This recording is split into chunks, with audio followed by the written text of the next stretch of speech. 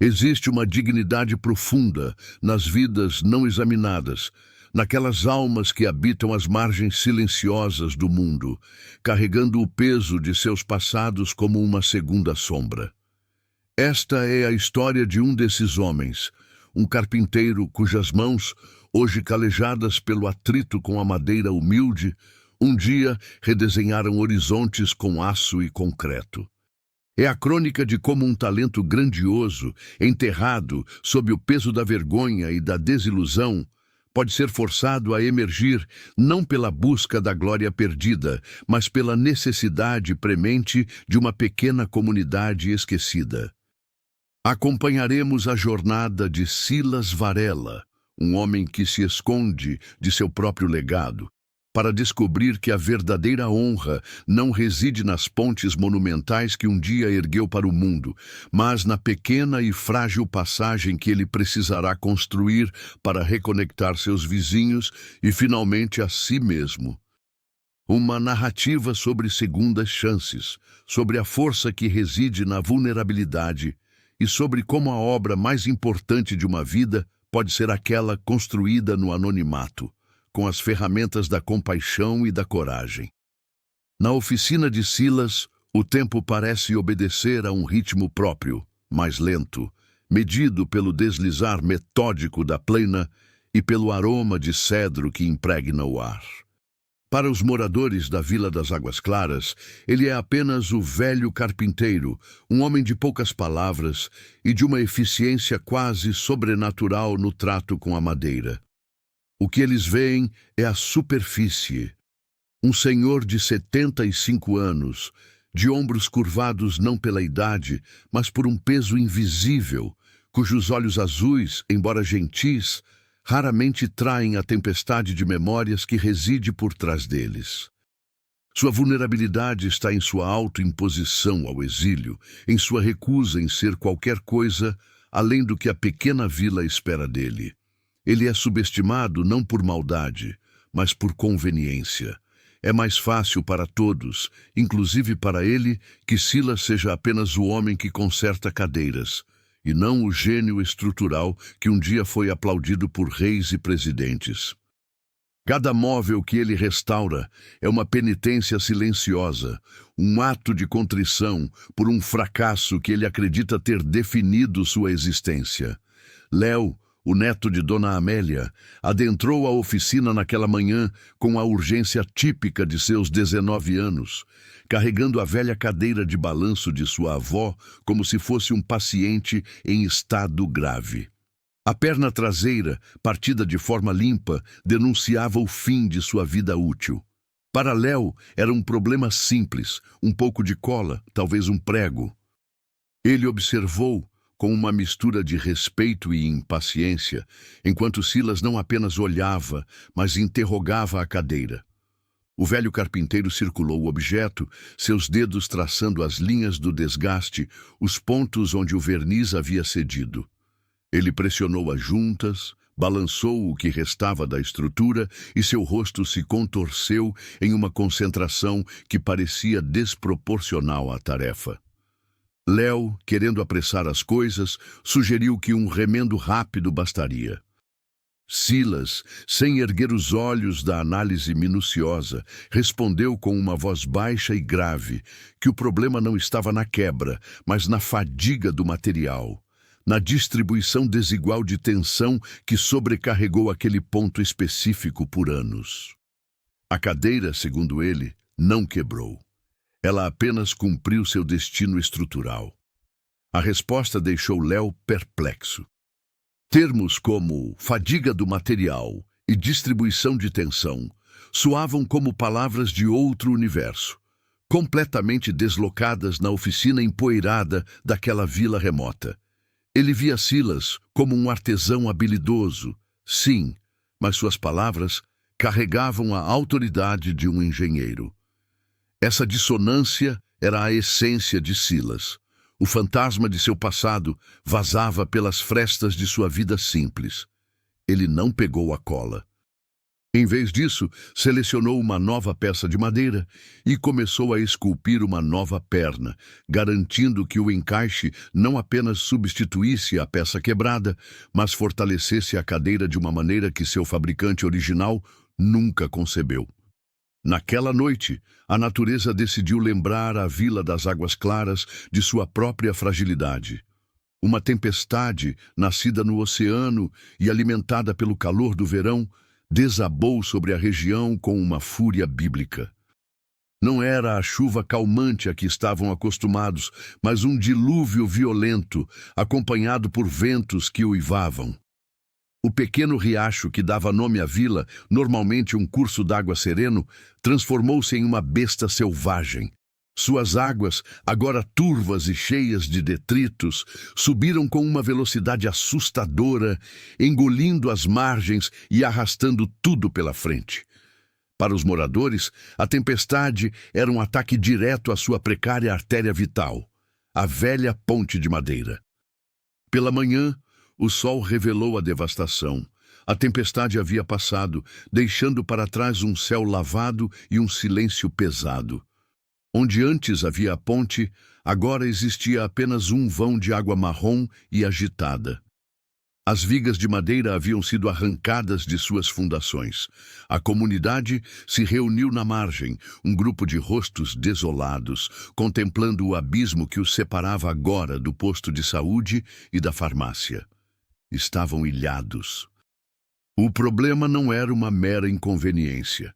Para muitos, como Dona Amélia, que olhava a cena de sua janela, era uma sentença de isolamento e perigo. A notícia da prefeitura chegou como um segundo golpe. A reconstrução de uma ponte de baixa prioridade levaria, na melhor das hipóteses, 6 meses. 6 meses. A palavra ecoou pela vila como um veredito, selando o destino daquela comunidade a um período de incerteza. Em momentos como este, quando a esperança parece distante, somos lembrados de que as maiores pontes são aquelas que construímos dentro de nós. Se a história de uma comunidade que se recusa a ser esquecida e de um homem que precisa se lembrar de quem realmente é, já tocou seu coração, demonstre seu apoio. Deixe um comentário com a palavra esperança, para que juntos possamos enviar um pensamento positivo a todas as comunidades que, como a Vila das Águas Claras, se sentem isoladas. O isolamento físico da vila espelhava o isolamento autoimposto por Silas. Da porta de sua oficina, ele observava o desespero silencioso de seus vizinhos. Ele via a preocupação no rosto de Léo, subitamente sobrecarregado com a responsabilidade de cuidar de sua avó. Ele via Dona Amélia e entendia o que a falta da ponte significava. Cada olhar de angústia era um prego em sua consciência. Ele, que havia erguido vãos sobre vales e mares, que havia domado rios, agora se sentia impotente. Sua vasta experiência estava trancada dentro dele, um tesouro inútil guardado por um dragão de medo e vergonha. Naquela noite, o sono lhe escapou. O som do riacho, ainda furioso, era um murmúrio constante que zombava de sua inação. Ele se levantou e caminhou pela casa escura, cada passo um eco de sua agitação. Suas mãos pareciam inúteis. Ele se deteve em frente à pequena cômoda onde guardava seus segredos. Com dedos trêmulos, ele abriu a caixa de madeira escura, o santuário de sua dor. A fotografia estava lá, uma relíquia de um tempo em que seu nome era sinônimo de progresso e inovação. Um tempo em que o orgulho em seu peito era tão vasto quanto o vão da ponte monumental ao fundo. Ele pegou a fotografia, a superfície gasta pelo toque repetido. Ali estava Silas Varela, o titã da engenharia, capacete na cabeça, um sorriso confiante no rosto, a mão no ombro de seu filho adolescente. Eles estavam no dia da inauguração da Ponte Alvorada, sua obra-prima, uma estrutura que parecia desafiar a gravidade. Ele se lembrava de ter dito ao filho que aquela ponte duraria 500 anos, que era um legado para o futuro, um testamento da integridade da Varela Krupner Engenharia, uma promessa vazia, manchada pela traição que viria a destruir tudo. A imagem do filho, sorrindo inocentemente, era a que mais doía. Aquele garoto acreditava em seu pai, via nele um herói que construía o futuro. Anos depois, no corredor frio de um tribunal, o olhar daquele mesmo garoto, agora um homem, estava desprovido de qualquer admiração. Havia apenas uma decepção cortante, uma ferida que nenhuma engenharia poderia reparar. Silas sentiu o peso daquela memória esmagá-lo. Ele guardou a foto de volta na caixa, o gesto lento, como se estivesse fechando a tampa de um caixão. O carpinteiro da Vila das Águas Claras era uma fachada para proteger os escombros do homem que ele fora. Ele se aproximou da janela e olhou para a escuridão na direção do riacho. A comunidade precisava de uma ponte, ele precisava de redenção. Mas o medo era uma força poderosa, uma correnteza interna tão violenta quanto a que havia destruído a passagem. Reviver seu talento significava reviver sua dor, revisitar o fracasso que o havia quebrado. Significava arriscar-se a falhar novamente, não diante de um conselho de acionistas, mas diante dos olhos esperançosos de Dona Amélia e Léo. A vulnerabilidade que sentia era imensa. Ele se perguntava se ainda possuía a força, não nas mãos, mas na alma, para sequer tentar projetar uma nova travessia. A dúvida era sua companheira mais constante, a sombra que o seguia até mesmo dentro da oficina, sussurrando que ele não era mais aquele homem. A lua surgiu por entre as nuvens, lançando uma luz pálida sobre a paisagem ferida. O brilho prateado iluminou a margem oposta, tornando-a visível, mas ainda mais inalcançável. Para Silas, aquela margem representava tudo o que ele havia perdido. Ele passou o resto da noite em vigília, travando uma batalha silenciosa entre o instinto de se esconder e o impulso de agir. O engenheiro dentro dele já calculava a força da correnteza, a geologia das margens, o tipo de estrutura que seria necessária. O homem ferido, no entanto, apenas sentia o peso paralisante da vergonha. A questão que pairava na escuridão não era se ele sabia como construir uma ponte, mas se ele ousaria se lembrar de que sabia. A vila dormia, sem saber que seu futuro dependia do resultado dessa guerra solitária. A comunidade, no entanto, não permaneceria passiva para sempre. A resiliência, mesmo que desprovida de técnica, começava a se agitar. Murmúrios sobre soluções improvisadas, sobre a necessidade de fazer alguma coisa, começavam a surgir com a luz da manhã. A inação de Silas, sua recusa em se envolver, logo seria confrontada pela energia desesperada de seus vizinhos. A pressão estava aumentando. A tranquilidade de sua oficina, seu refúgio seguro, estava prestes a ser invadida pela dura realidade. O palco estava montado para um confronto inevitável entre o passado que ele tentava esquecer e o presente que exigia sua atenção. Esta noite, a fundação da vida de Silas tremeu tanto quanto as bases da ponte que ruiu. Ele confrontou o fantasma de seu maior triunfo e de sua mais profunda dor. A questão que fica, suspendida sobre o abismo de sua indecisão, é se um homem pode reconstruir o mundo ao seu redor antes de encontrar uma maneira de consertar a si mesmo. O que é preciso para que um talento adormecido desperte? E qual será o preço de sua hesitação? A resposta a essas perguntas definirá não apenas o destino da Vila das Águas Claras, mas também a última chance de redenção de um velho construtor. Para descobrir qual caminho ele escolherá e como a força de uma comunidade pode inspirar o mais relutante dos heróis, continue conosco nesta jornada. A travessia está apenas começando, com certeza. Dando continuidade à nossa história, segue o segundo bloco de O Último Vão, mantendo a fluidez e a profundidade e cumprindo rigorosamente todas as diretrizes. A travessia, de fato, estava apenas começando, mas seu primeiro passo foi dado sobre o terreno instável do desespero.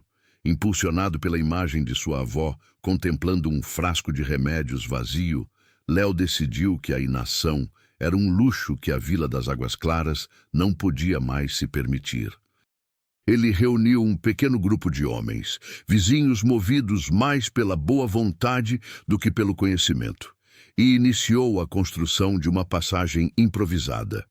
Utilizaram tábuas velhas resgatadas de uma construção abandonada, manchadas pelo tempo e de integridade duvidosa, e tentaram fincar estacas na lama macia das margens, um solo encharcado e traiçoeiro que se recusava a oferecer uma base firme. O som de suas marteladas desajeitadas ecoava pela vila, um hino à tenacidade humana, mas também um prelúdio para um potencial desastre. Cada tábua que rangia sob o peso de um homem era um aviso. Cada estaca que afundava um pouco mais na lama era uma profecia de fracasso. Da soleira de sua oficina, Silas observava a cena com uma angústia que se manifestava em suas mãos cerradas. O engenheiro dentro dele não via uma solução, mas um catálogo de erros fatais. Ele via a madeira inadequada, incapaz de suportar a torção. Via as fundações inexistentes, uma receita para o colapso. Via o vão coberto sem nenhum tipo de viga de sustentação, uma armadilha esperando para se fechar. Cada erro gritava para ele, exigindo intervenção. No entanto, o homem ferido, o exilado, via algo completamente diferente. Ele via um risco, uma responsabilidade que ele não ousava mais assumir. Envolver-se significaria tomar para si o peso da segurança daquelas pessoas, um fardo que ele se sentia indigno e incapaz de carregar. Sua paralisia era uma batalha entre o conhecimento que o impelia a agir e a memória que o ordenava a recuar, a se proteger. A hesitação de Silas era uma muralha invisível que o separava de seus vizinhos.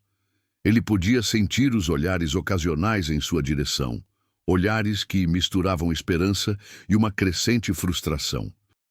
Eles sabiam por instinto que o velho carpinteiro possuía uma habilidade que transcendia a de todos ali. A maneira como ele havia solidificado a cadeira de Dona Amélia não fora esquecida. Contudo, para eles, sua reclusão era um mistério, uma ofensa silenciosa. Eles não podiam ver a guerra que se travava dentro dele. Viam apenas um homem habilidoso que, na hora de maior necessidade da comunidade, escolhia virar as costas. A distância física de sua oficina até a margem do riacho era de poucos metros, mas a distância emocional que ele mantinha parecia um abismo intransponível, tão vasto quanto o que a tempestade havia criado. Finalmente, após uma das tábuas principais ceder perigosamente sob os pés de um dos voluntários, Léo caminhou em direção à oficina de Silas. Ele não trazia mais a deferência da manhã anterior, mas a determinação sombria de quem esgotou todas as outras opções. Sua abordagem foi direta, sua voz carregada com o peso da responsabilidade que sentia por sua avó e por seus vizinhos. Ele parou diante do velho carpinteiro, o cheiro de madeira e solidão da oficina, contrastando com o cheiro de terra molhada e esforço desesperado que vinha do riacho.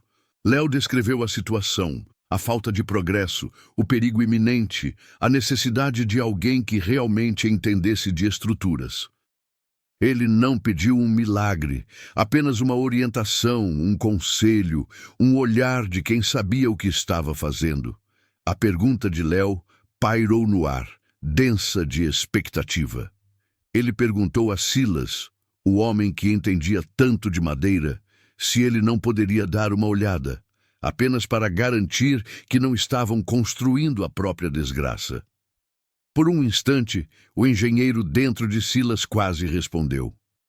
Seus lábios se entreabriram, prontos para falar sobre a necessidade de um pilar central, sobre o uso de contraventamento, sobre a importância de testar a capacidade de carga.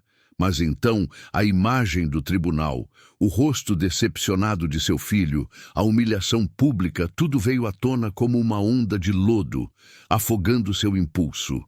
Com uma frieza que surpreendeu até a si mesmo, Silas respondeu que ele era apenas um carpinteiro, que não mexia com aquele tipo de coisa.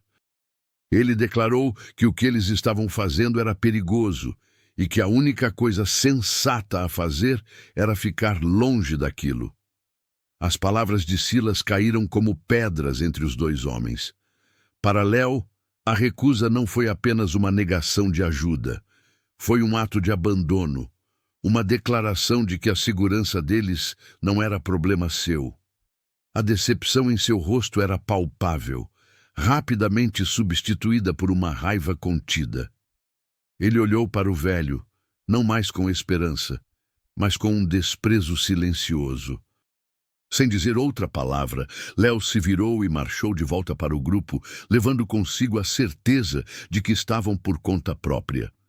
Silas observou-o afastar-se, sentindo um alívio amargo por ter evitado o envolvimento, mas também uma pontada aguda de autodepreciação. Ele havia escolhido a segurança de sua concha em vez da mão estendida de sua comunidade. Ele fechou a porta de sua oficina, um gesto que era muito mais do que físico. Era um selar de sua alma.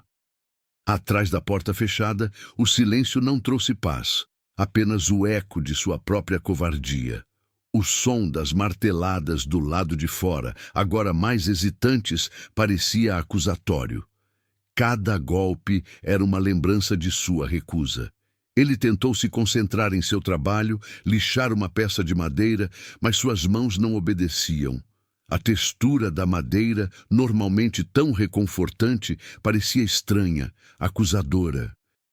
Ele estava preso entre a certeza de que havia feito a única coisa que podia para se proteger da dor de seu passado e a terrível sensação de que, ao fazer isso, havia traído algo fundamental dentro de si. A decisão de não ser o engenheiro não o libertou. Apenas o acorrentou mais firmemente ao seu papel de carpinteiro recluso e amargurado. Muitas vezes, as habilidades que possuímos, os talentos que nos tornam únicos, permanecem adormecidos, não por falta de oportunidade, mas pelo medo das responsabilidades que eles trazem. Quantos gênios vivem no anonimato? Quantas vozes se calam por medo do eco?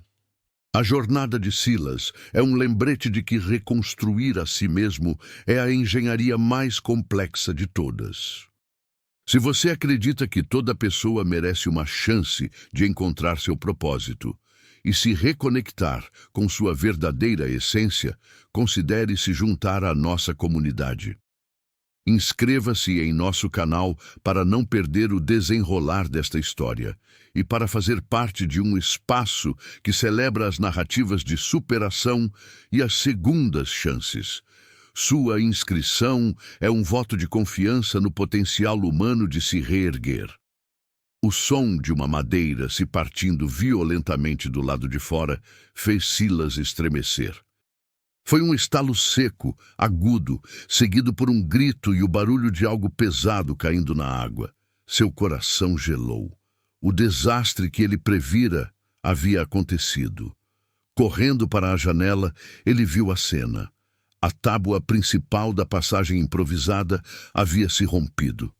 Um dos homens estava sendo ajudado a sair da água, mancando e coberto de lama, mas felizmente não gravemente ferido. A estrutura precária havia colapsado parcialmente, tornando-se agora um perigo ainda maior. O fracasso da tentativa da comunidade era agora um monumento à sua própria teimosia, e para Silas, um espelho de sua própria omissão. Ele não havia causado o acidente, mas sentia o peso da cumplicidade. Essa imagem, a da estrutura quebrada e da vulnerabilidade exposta de seus vizinhos, foi o gatilho, A falha estrutural, mesmo em escala tão pequena, o transportou instantaneamente para outra época, para a maior falha de sua vida. O cheiro da madeira molhada em sua oficina, de repente, se misturou com a memória olfativa do ar-condicionado gelado de uma sala de reuniões corporativa. O som do riacho se transformou no murmúrio hostil de acionistas e advogados. O passado, que ele mantinha represado com tanto esforço, rompeu todas as barreiras e o inundou.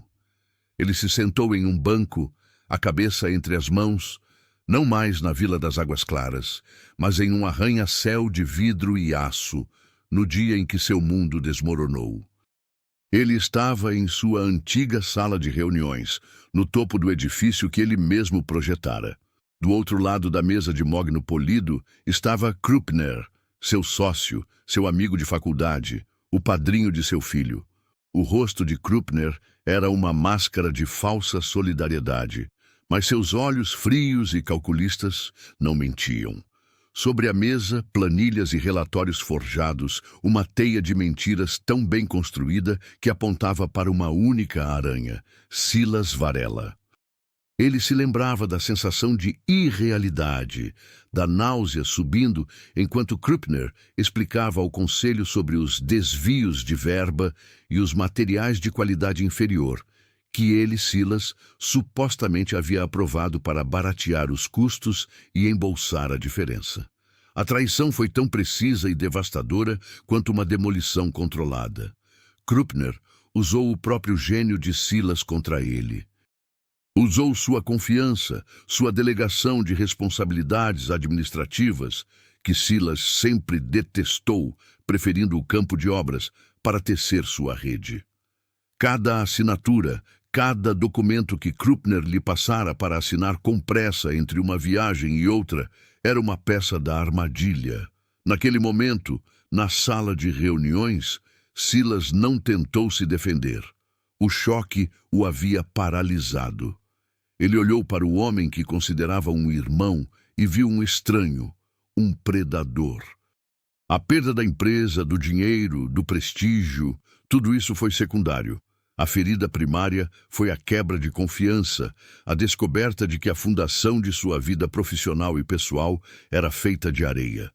O pior, no entanto, ainda estava por vir. O escândalo explodiu na mídia com a ferocidade de um incêndio.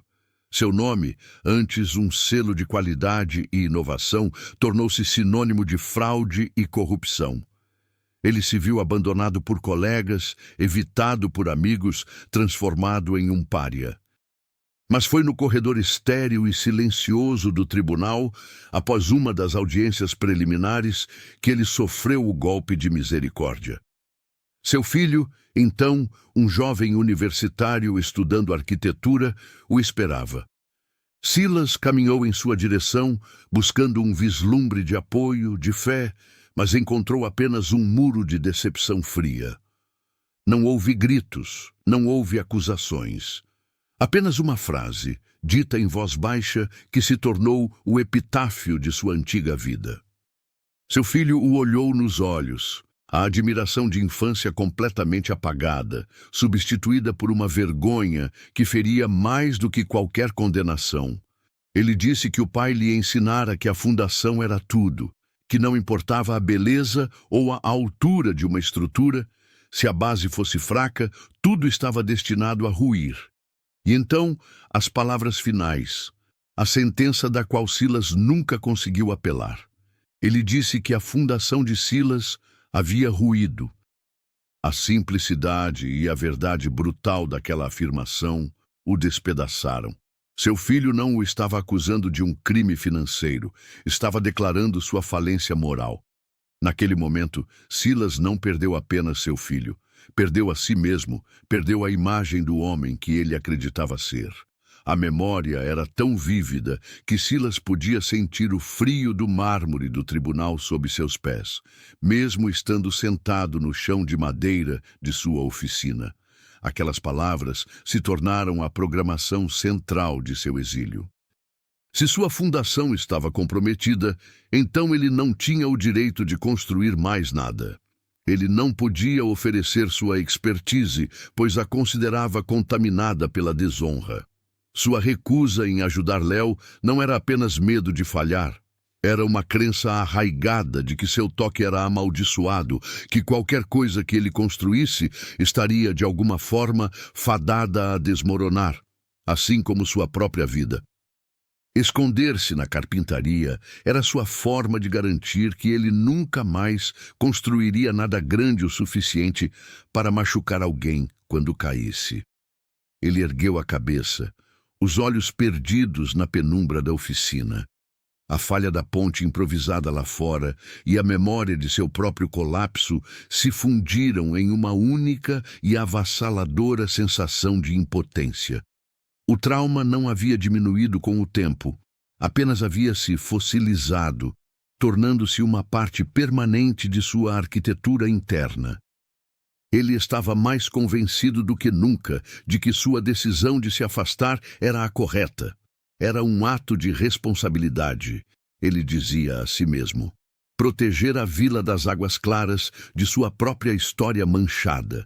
Era uma lógica distorcida, nascida da dor, mas para ele fazia todo o sentido do mundo. A segurança de sua reclusão era a única estrutura que ele ainda se sentia capaz de manter de pé. O sol da tarde começou a baixar, tingindo de laranja a poeira que dançava nos feixes de luz que entravam pelas frestas da oficina. Lá fora, a comunidade, desanimada e derrotada pelo colapso de sua tentativa, se dispersava lentamente. O silêncio que se instalou era diferente do anterior. Não era de contemplação, mas de resignação. Eles haviam tentado e falhado. A outra margem parecia agora mais distante do que nunca. A imagem de Dona Amélia em sua janela voltou à mente de Silas, mas desta vez ele a afastou com uma determinação feroz. Ele não podia salvar ninguém. Ele mal conseguia se manter inteiro.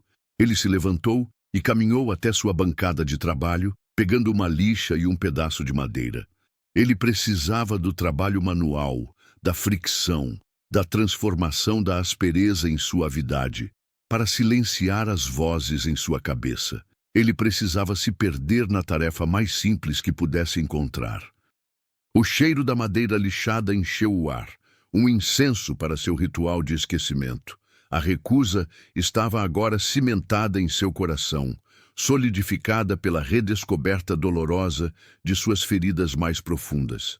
A vila estava sozinha, e Silas Varela, o homem que um dia uniu cidades, havia se tornado por escolha própria uma ilha.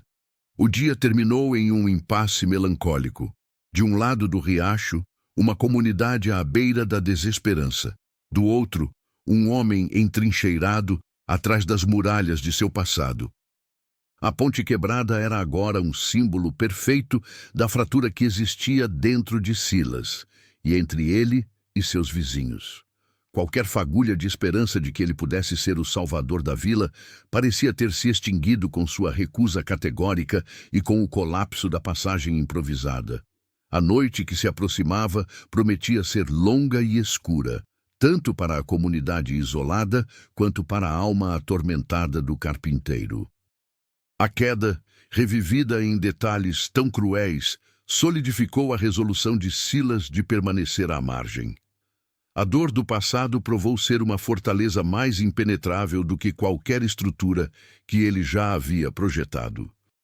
Agora, com a comunidade derrotada em sua tentativa e seu único especialista em negação, uma nova pergunta surge. O que poderia ser forte o suficiente para romper uma barreira erguida pela própria alma?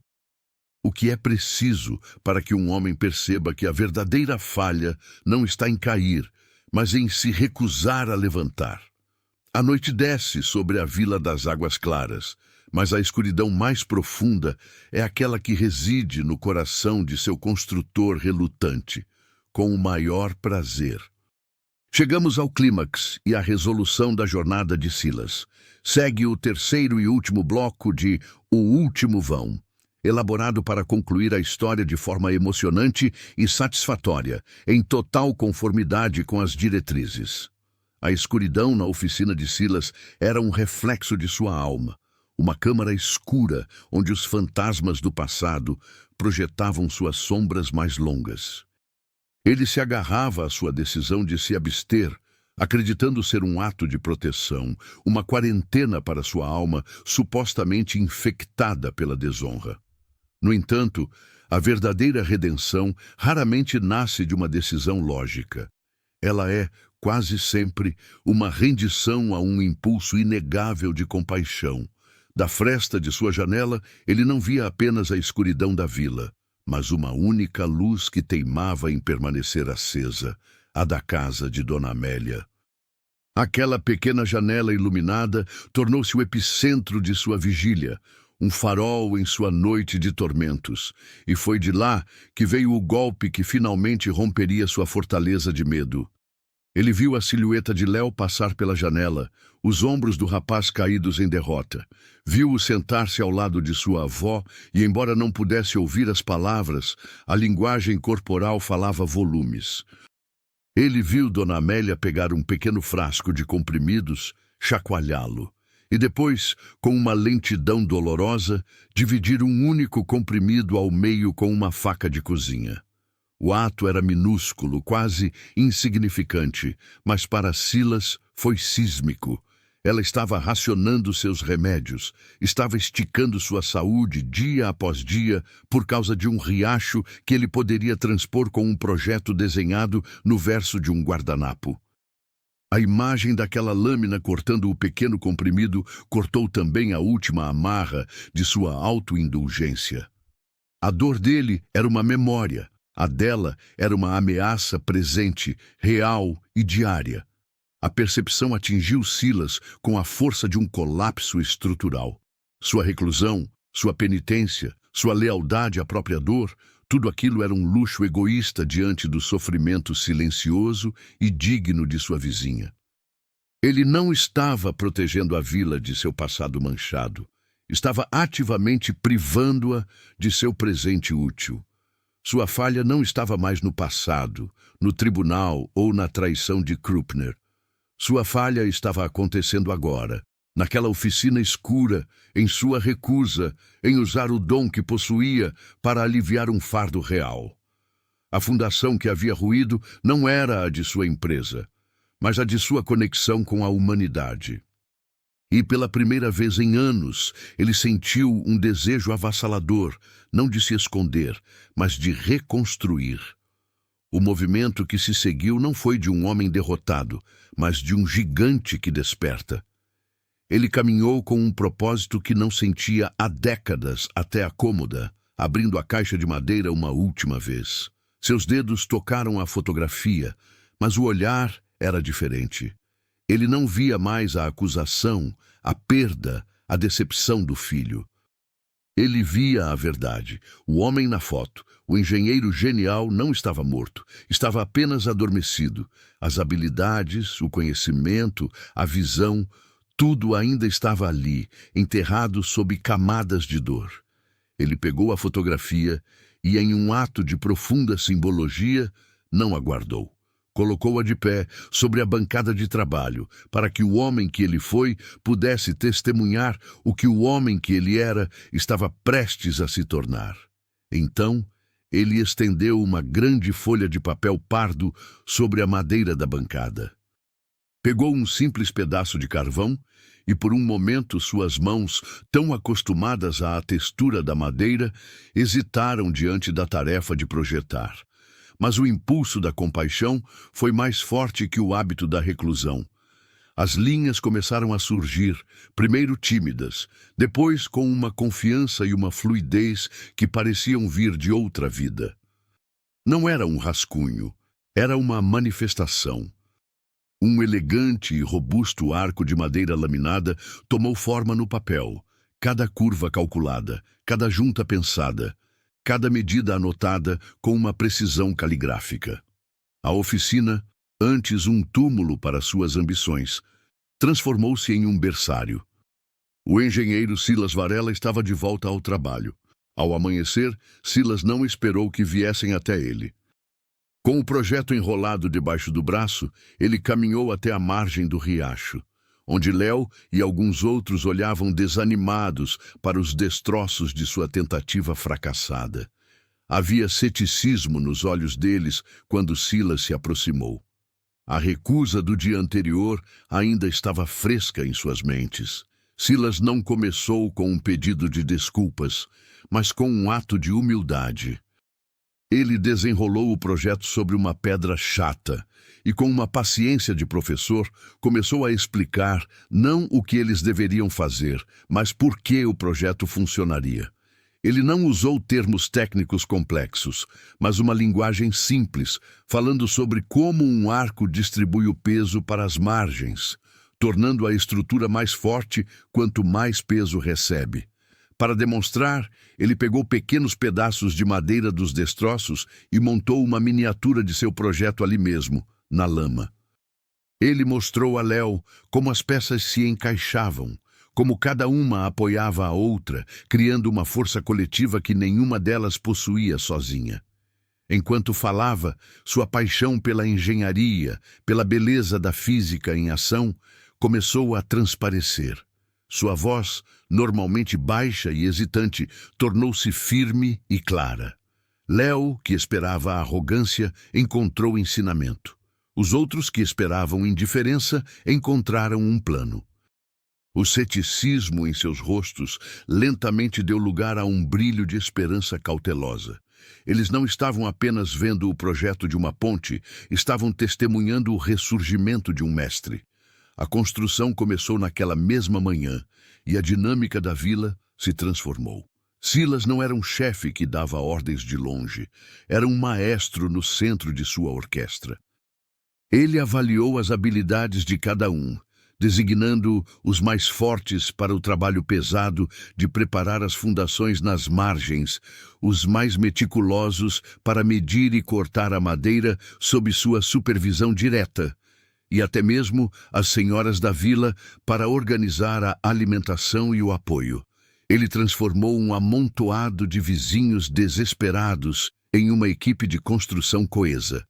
Sua liderança não era baseada na autoridade de seu passado, mas na clareza de sua visão presente. Ele estava ensinando, guiando, capacitando. A oficina de Silas, ante seu refúgio solitário, tornou-se o centro de comando da operação. O som da serra e do martelo tornou-se a nova pulsação da Vila das Águas Claras. Léo tornou-se a sombra de Silas, absorvendo cada lição, seus olhos brilhando com uma admiração que o velho engenheiro não via em um jovem desde os tempos de seu próprio filho. Silas ensinou-o a ler os veios da madeira, a sentir a integridade de uma viga com um simples toque, a entender que construir não era apenas juntar peças, mas dar alma a uma estrutura. A cada viga assentada, a cada junta encaixada com perfeição, não era apenas uma ponte que tomava forma, mas também a confiança e o espírito daquela comunidade. A narrativa em terceira pessoa, a voz que nos guia por esta história, agora podia descrever a cena com uma nova luz. Não era mais Silas Varela, o magnata da Varela em Kruppner, comandando centenas de operários com um megafone em um canteiro de obras monumental. Era apenas Silas, o vizinho da Vila das Águas Claras, mostrando a Léo com as próprias mãos como um encaixe do tipo rabo de andorinha era mais forte que qualquer prego.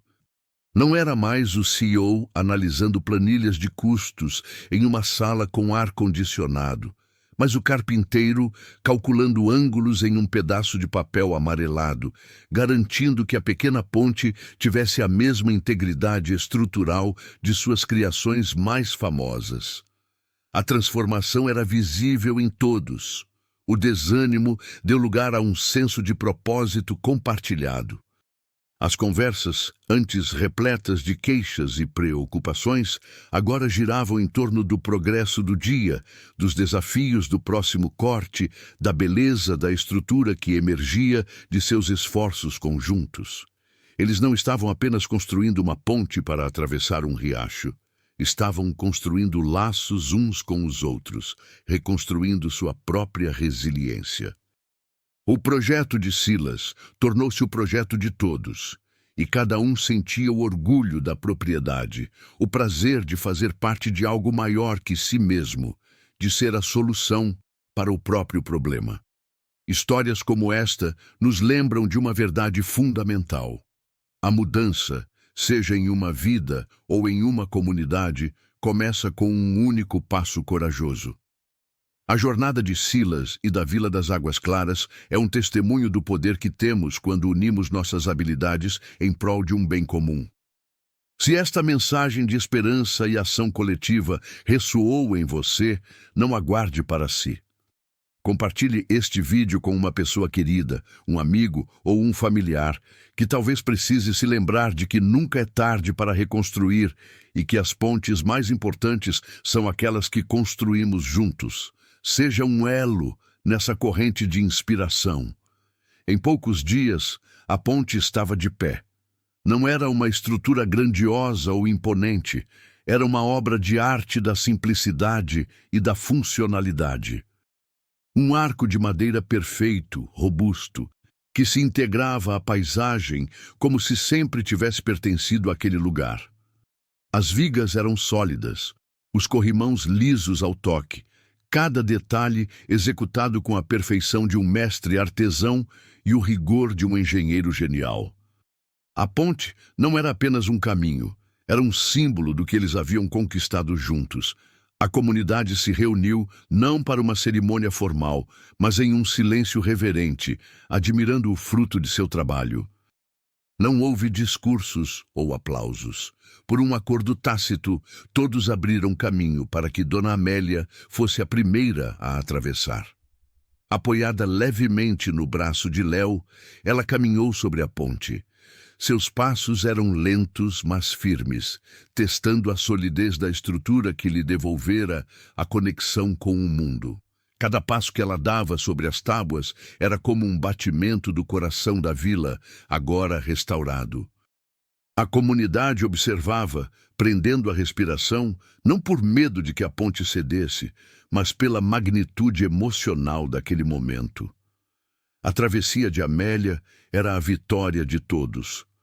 No meio da ponte, ela parou. Virou-se, não para a multidão, mas para a figura solitária que observava de longe, encostada no portal de sua oficina.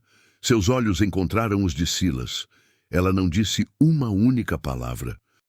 Em vez disso, levou a mão direita ao peito sobre o coração e fez um leve, mas profundo gesto de assentimento. Naquele olhar, naquela gratidão silenciosa, estava toda a absolvição que Silas precisava. Não havia perdão de um juiz ou aclamação da mídia. Havia apenas o reconhecimento puro e sincero de uma vida que ele havia tocado, de uma comunidade que ele havia ajudado a curar. Silas respondeu com um aceno de cabeça igualmente discreto. E então, pela primeira vez em anos, um sorriso genuíno, livre do peso da amargura e da vergonha, iluminou seu rosto enrugado. Aquele sorriso não era o do CEO triunfante da fotografia. Era o do carpinteiro satisfeito, do vizinho que havia encontrado seu lugar. A honra que ele havia perdido em salões de mármore foi recuperada ali, na margem lamacenta de um riacho, através de um ato de serviço silencioso. Ele não precisava mais se esconder de seu passado, pois havia finalmente conseguido integrá-lo a um presente cheio de significado. A câmera se afasta lentamente, mostrando a pequena e perfeita ponte unindo as duas margens, com as pessoas começando a atravessar, conversando e rindo. A Vila das Águas Claras não estava mais isolada. O foco, então, retorna para a oficina de Silas. A luz do fim de tarde entra pela janela, iluminando a bancada de trabalho. Ali, ao lado de uma plaina e de um formão, repousa a velha fotografia. O homem orgulhoso e seu filho na frente da ponte monumental não estão mais em conflito com as ferramentas humildes do carpinteiro. Eles coexistem em paz. o passado e o presente finalmente reconciliados. O último vão de Silas não foi o maior de sua carreira, mas foi, sem dúvida, o mais importante. Não foi construído com toneladas de aço, mas com os materiais mais resistentes que existem: coragem, compaixão e comunidade. Ele não recuperou sua antiga empresa ou a fama de outrora, mas encontrou algo infinitamente mais valioso: a paz com o homem que ele era e a dignidade no homem que ele se tornou. A história de Silas nos ensina que, não importa o quão quebrada uma estrutura possa parecer, seja ela uma ponte ou uma vida, sempre há uma maneira de reconstruí-la, desde que a fundação seja feita de propósito e amor. A ponte da Vila das Águas Claras permaneceria ali por décadas, um testemunho silencioso de que o verdadeiro legado de um construtor não é medido pela escala de suas obras, mas pela força dos laços que elas criam. Silas continuou sendo o carpinteiro da vila, o homem de poucas palavras, mas seus olhos não carregavam mais o peso do mundo. Eles brilhavam com a luz serena de quem encontrou o caminho de volta para casa, não para um lugar, mas para si mesmo. Ele finalmente entendeu que a maior de todas as engenharias é a arte de construir esperança onde antes só havia um vão. A jornada que acompanhamos chega ao seu destino. Vimos a desolação se transformar em ação, a vergonha em redenção e uma comunidade fraturada se unir para construir seu próprio futuro. A travessia de Silas e seus vizinhos nos mostra que dentro de cada um de nós existe um construtor, um talento esperando para ser despertado pela necessidade do outro. Que esta história sirva como um lembrete de que mesmo nas circunstâncias mais difíceis temos o poder de criar conexões, de reparar o que está quebrado e de deixar um legado de bondade, não importa quão humilde seja a nossa oficina.